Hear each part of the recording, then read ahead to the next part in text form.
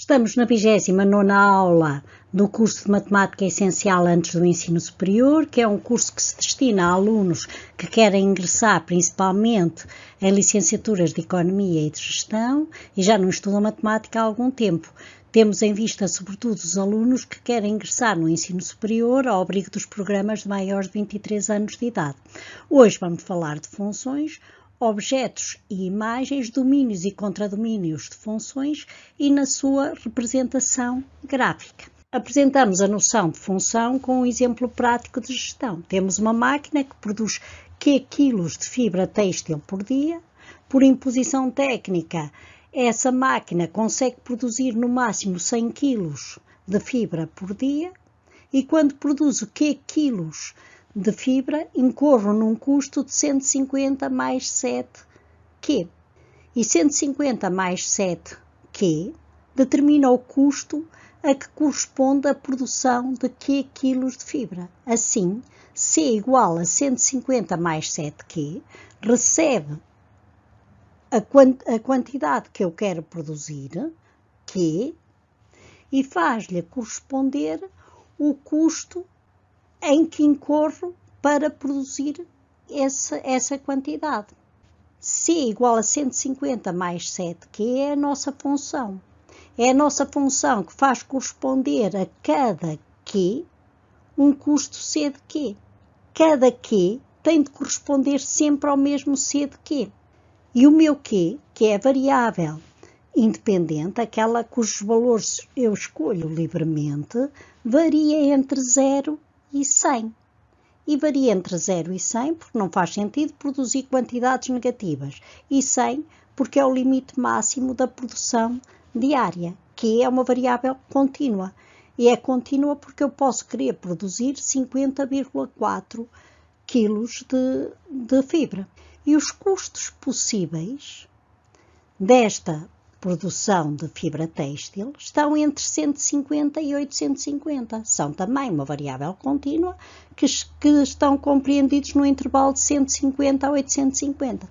150 corresponde à produção de 0, 850 corresponde à produção de 100 kg. C faz assim a correspondência entre o que eu escolho, a quantidade que eu escolho, variável independente, e o respectivo custo, que é a variável independente.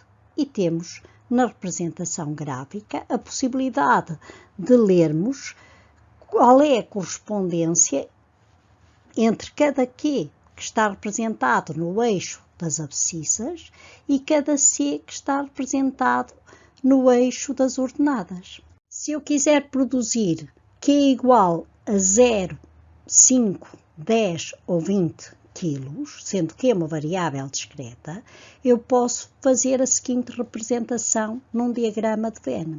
Temos em A as quantidades que quero produzir, e é o conjunto de partida, e em B temos a correspondência em custos de produção daquelas quantidades. Portanto, nós temos os espaços ordenados 0, 150. Para produzir 0 unidades, eu incorro num custo de 150. Para produzir 5 unidades, eu incorro no custo de 185, e etc. Portanto, os espaços ordenados são 0, 150, 5, 185, 10, 220, 20, 290.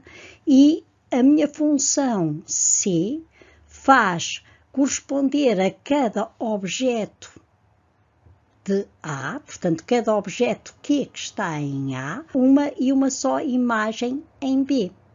A é o conjunto dos objetos, B é o conjunto de chegada e, neste caso, também é o subconjunto das imagens. Portanto, o subconjunto das imagens de Q está contido em B e é idêntico a B, neste caso. Os valores possíveis de Q é 0, 5, 10 e 20. Os valores possíveis das imagens são, portanto, 150, 185 e 220 e 290. E temos também a representação gráfica desses pares ordenados. Temos assim que uma função transforma um objeto na sua imagem. Uma função é como que uma máquina que recebe um objeto e faz a sua correspondência com a sua imagem num conjunto de chegada. Para cada x, a máquina tem de produzir um só f de x, uma só imagem, e a cada x tem de corresponder sempre o mesmo f de x. E temos a função definida de A em B. Ou então, f de x igual a y. Temos que uma função faz a correspondente entre objetos e imagens. E temos um outro exemplo. Temos um conjunto A, o conjunto de partida A, que tem os elementos da variável independente x, e os valores possíveis de x é 1, 2, 3 e 4, e em B tem o subconjunto das imagens. B contém o subconjunto das imagens destes objetos.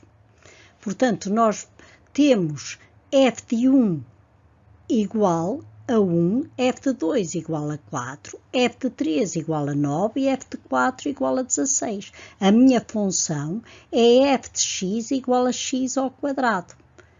F de 1, 1 ao quadrado é 1, f de 2, 2 ao quadrado é 4, etc. Portanto, a nossa função de A em B transforma o objeto que temos em A no seu quadrado. A imagem é o quadrado deste objeto. Mas há correspondências entre os elementos de dois conjuntos que não são uma função. Há correspondências que não são correspondências funcionais. São uma relação entre dois pares de valores sem ser uma função. E nós perguntamos aqui, relativamente a 3 diagramas de Venn, perguntamos quais são os que definem funções. Na linha A temos que o conjunto A, o conjunto de partida, tem os elementos A, B e C, e no conjunto B nós temos que f de A igual a x, f de B não tem correspondência. Então, neste caso, na linha A, aquele diagrama não representa uma função. Na linha B, nós temos que no conjunto de partida temos os elementos A, B e C, a f de A corresponde a x, f de B corresponde a z, f de C corresponde a x e f de C corresponde a z. Também não é uma função, porque o elemento C do conjunto de partida A tem duas correspondências diferentes no conjunto B. Não é uma função. E lá na linha C nós temos que no conjunto A os elementos A, B e C, o f de A corresponde ao x, no B, o f de B corresponde a z e o f de C corresponde a y. Portanto, trata-se de uma função. A cada elemento de A corresponde um único elemento de B. Num outro exemplo, perguntamos se os conjuntos P e Q definem funções. Então, nós vamos ver na linha A que P tem o valor menos 1, 0, 1, 2 e menos 2. E a cada elemento de P corresponde um só elemento de Q. Então, nesse caso, trata-se de uma função. É f de P igual a P ao quadrado. Na linha B, não temos uma função, porque nos elementos do conjunto P, nós temos que menos 1 corresponde a dois valores de Q, a 1 e menos 1. Não é uma função. Na linha C, nós temos que P, o conjunto dos elementos de P, nesse conjunto há 1, menos 2, que não tem qualquer correspondência em Q. Também não é uma função. Num outro exemplo, temos o conjunto A, que é o conjunto dos estudantes de uma escola, e temos na linha A o conjunto B, que é o conjunto das suas idades. E perguntamos se se trata de uma função. É uma função, porque todos os estudantes têm uma idade. Na linha B, dizemos que o conjunto B é o conjunto dos professores de cada estudante. E é só uma função se cada estudante tiver um só professor. E não é uma função se a cada estudante corresponder mais do que um professor. Na linha C nós temos que B é o conjunto das matrículas dos carros dos alunos. E só se trata de uma função, só se trataria de uma função se todos os alunos tivessem um carro. O conjunto dos objetos que estão em A, 1, 2, 3, 4, é o domínio da função F. O subconjunto de B, a que pertencem as imagens dos objetos, é o contradomínio da função F. O domínio são, portanto, os valores possíveis da variável independente, o contradomínio são os valores possíveis da variável dependente. E o contradomínio está contido em B. Há funções em que o domínio e o conjunto de chegada são subconjuntos de R, isto é, são subconjuntos do conjunto dos números reais e são funções de R em R, uma função real de variável real. E temos, por exemplo, f de x é igual a 1 sobre x menos 1, em que o domínio da função, o conjunto de valores possíveis de x, são todo o conjunto de R, exceto o 1, porque o 1 torna o denominador da fração 0 e, portanto, levanta-se o erro da divisão por 0. O contradomínio da função será de menos infinito a 0 e de 0 a mais infinito. Lemos no gráfico, no eixo das ordenadas. O 0 não faz parte ou não está incluído no intervalo de valores porque a função f de x nunca é 0. Mesmo para valores muito altos de x ou muito baixos de x, a função f de x nunca é 0. Temos aqui alguns exercícios para determinarmos o domínio das funções. Por exemplo, na linha B, nós dizemos que a função g de x é igual a x ao quadrado menos 3x menos 4 e o x pode assumir qualquer valor no conjunto dos números reais. Portanto, o domínio da função g é igual a R. Ou a linha C, em que temos a função h de x igual a raiz de 25 menos x ao quadrado, nós sabemos que o radicando tem de ser maior ou igual que 0, portanto, o domínio da função, os valores possíveis de x para aquela função h, será de menos 5 a 5, quando o radicando é maior ou igual que 0.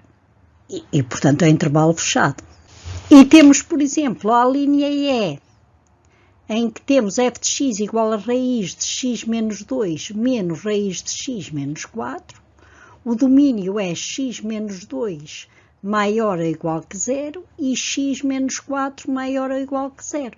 Portanto, o domínio da nossa função será de 4 fechado até mais infinito. Portanto, o domínio da função é de 4 a mais infinito fechado à esquerda. Temos algumas funções para determinarmos o domínio e o contradomínio. Na linha A temos um gráfico e vemos no eixo das abscissas que x pode tomar qualquer valor entre menos infinito e mais infinito. E no eixo das ordenadas vemos que o contradomínio, o y, só pode tomar valores entre menos 1 e 1. Intervalos fechados, porque a função pode ser f de x igual a menos 1 e f de x igual a 1. Na linha B temos que f de x é igual a raiz de x mais 5, isto é, x mais 5 tem de ser maior ou igual que 0, daí que o domínio da função seja de menos 5 até mais infinito.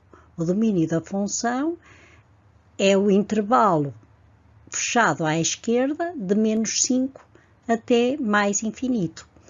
E o contradomínio será o intervalo fechado à esquerda de 0 até mais infinito. Porquê 0? Porque f de menos 5 é 0. Na linha C, nós temos que f de x é igual a x ao quadrado mais 2. O domínio é, portanto, qualquer valor de x que pertence a R, o domínio da função é igual a menos infinito a mais infinito, e o contradomínio será de 2 até mais infinito. E vemos, pela representação gráfica, que a função, o valor mínimo da função f de x é 2.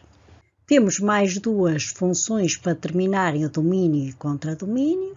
Convém que as analisem, que as resolvam e comparem com as nossas soluções. Temos uma função f de x igual a raiz de x mais 2 sobre x ao quadrado menos 9. X mais 2, que está debaixo do radical, tem de ser maior ou igual que 0. Portanto, x maior ou igual que menos 2, e x ao quadrado menos 9, que está no denominador, tem de ser diferente de 0. Logo, x diferente de menos 3 ou x diferente de 3.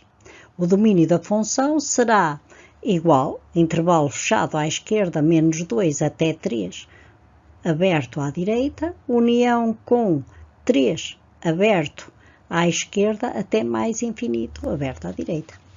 E o contradomínio podemos ler no gráfico, no eixo das ordenadas.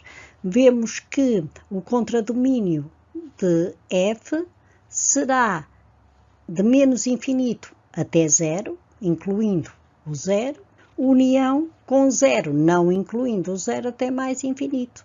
E apresentamos também uma tabela de valores para perceberem melhor o cálculo do contradomínio da função. Nesta aula falamos de funções, objetos e imagens, domínios e contradomínios de funções que lemos nas respectivas representações gráficas. Na próxima aula vamos falar de funções injetivas e não injetivas, funções inversas e composições de funções.